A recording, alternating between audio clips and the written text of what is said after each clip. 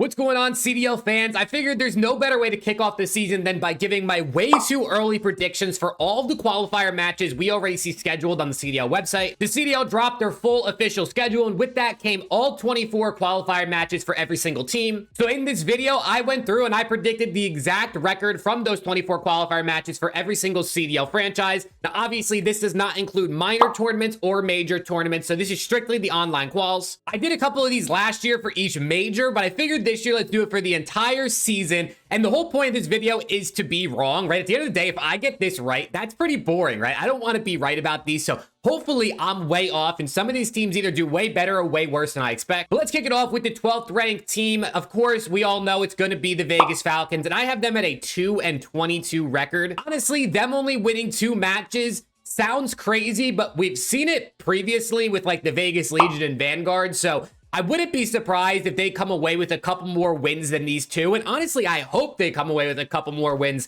than what I'm predicting here. But just looking at the teams and the matchups heading into the year, it's really hard to predict them, honestly, to win more than the 2 matches I already gave them. Then we go up to number 11, a little bit of a jump here from the Vegas Falcons, and I have the Boston Breach at a 7-17 record. I do think the Boston Breach are going to be better than they were last year, right? Only getting 5 wins over the whole season last year. I'm giving them 7 through just online quals. So you add in the minors and the majors, they could potentially maybe hit double digits this season, but Boston's definitely just the team where the expectations are pretty low, and I kind of think some of these other teams are going to be better. Then we get to number 10, and this is a team that I feel like has a very high ceiling but a very low floor, and that's going to be the Minnesota Rocker at an 8-16 record. The Rocker are tied with the team I have in number 9, so ultimately you can flip these two, but just a quick note on the Rocker. This is the team that's young, right? You got two rookies going into their sophomore year in Gio and Estrel. You got Nero, a young guy coming off his best season, and you got Paul X coming back into the league, a little bit of a chip on his shoulder. So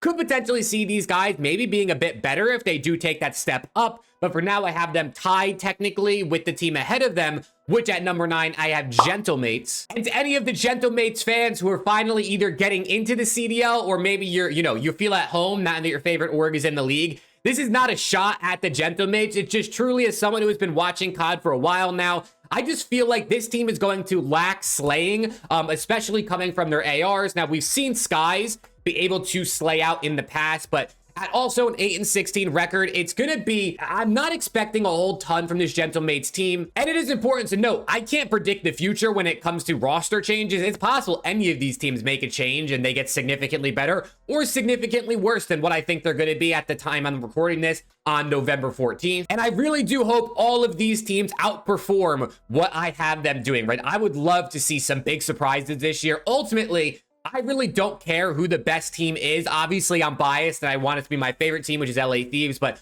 ultimately, I like every team in the league. There isn't a team I don't like. But coming in at number 8, they are also tied with the team at number 7. But first up, I got the Vancouver Surge at 10-14. Vancouver's a tough one to rank because I feel like their subs, different from what I just said from for the Gentlemates. I feel like their subs on this team are a little bit lackluster in the slaying department. I think Kixino 4 or a duo that, especially in Respawn, is probably going to die a lot, but at least maybe pick up some pace. So we'll see how they end up playing. I really think Abuza is going to be really good. I really think Nasty's going to have another good season. So I have them at 10-14. And then at number 7, same record. So you could swap these two. Ultimately, it doesn't really matter. I have the Miami Heretics at 10-14. Miami is a team that, as we saw last year, and with this being the same roster they had for most of last season, they could potentially put Rencor in the starting lineup, but we will see what ends up happening with that. The Miami Heretics are a team that are pretty good online and then definitely struggle a bit more on land. Now, with that being said, I feel like this team, Real, a guy who could beat really, really good this year coming out of his rookie season.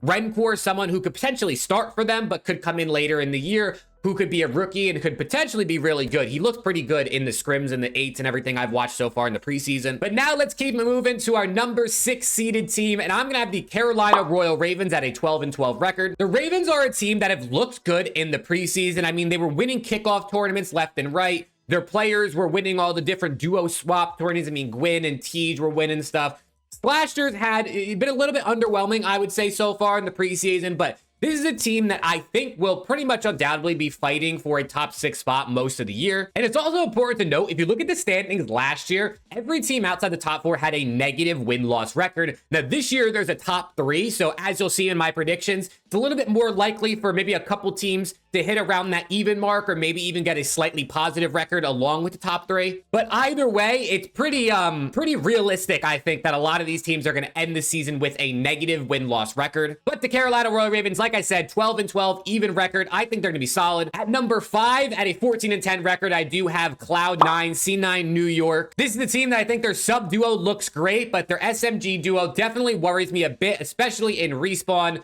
I think Kremp and Mac both have had big moments in their careers. I think Kremp's an exceptional SND player, but overall in Respawn, definitely some inconsistencies there, and they could potentially be one of those teams that ends up making a roster change. And with C9 probably being a pretty attractive, landing spot for some rookies and challengers players, I would think if they wanted to make a change, they'd probably have their pick of the litter as to who they'd want from challengers. But now we get into our top 4, and obviously you could probably tell who the 4th team is on my list. It's going to be the Toronto Ultra at a 15-9 record. I'm actually a pretty big believer in the Toronto Ultra this year. Obviously, losing Scrap, losing Envoy, people think like, wow, what downgrades? Because of course they are downgrades, but if you really look at them objectively and you kind of forget about what they previously had, this team looks pretty good. You got Joe Deceives coming into his 3rd year. He's the youngest player in the league. He got exceptionally better over the course of last year. By the end of the year, he was a really great player. And then Beans is another guy who's been bounced around in the league, never really had a stable, consistent roster. And he's someone who has insane gunny. Like, if you've never watched Beans play, seriously, go look at the way this guy plays. He's aggressive, he's got great gunny, and he's going to take over that scrap role. So I think he's really going to be slaying out a ton this year. And then, of course, you can't forget about CleanX and Insight. I mean, guys who have literally won an event every single year of the CDL. I mean, all-star caliber players in both of them, right? Especially, I mean, CleanX was an all-star last year. He won MVP at Major 1. This is a team, honestly, that CleanX is probably, in my opinion, the best player outside the top 3 teams. And I got to put respect on my guy CleanX and Insight, and I think they're going to be the 4th best team. But now we get into our top 3, and for the 3rd place spot, technically 2nd and 3rd, I actually have these 2 teams tied. But first up, OPTIC Texas 19-5 record. The only reason I have OPTIC at number 3 is because on my spreadsheet, when I sorted it, TX is going to be lower in the alphabet than the team I had above them, of course. So you can switch these 2. Don't really mind the graphic too much. But OPTIC Texas had a 19-5 record. Only losing 5 matches would be insane. Definitely realistic, but it would be insane, and I think any team would take that. And then the team I have them tied with, also at a 19-5 records, is the LA Thieves. I think both of these teams are going to be exceptional. I think they're both probably going to win an event this year. And yeah, I mean, 19-5, man, you really can't be too mad at that. But then at number 1, the team that pretty much is always number 1 in the standings every year, I do have Atlanta FaZe at a 20-4 record. FaZe is just a team that, like, they're not onliners, obviously, right? I mean, they always get top 3, top 2 win events, but they really do perform really, really well online. Like, I mean, FaZe aren't shy to drop a 7-0 split or a 5-0 split, whatever you want to look at the format. So I really think FaZe probably come away with the number 1 spot based on strictly the online matches. But yeah, that is my official standings based on just the 24 online qualifiers, not including minor tournaments, not including majors. And if you enjoyed this video and you want to see more CDL content like this, podcast, tier list, power rankings, predictions, I do it all here on the channel. I'd love to have you around. So if you wouldn't mind dropping a sub, it's absolutely free way to support the channel. And with all that being said, hopefully I'll see y'all in the next one.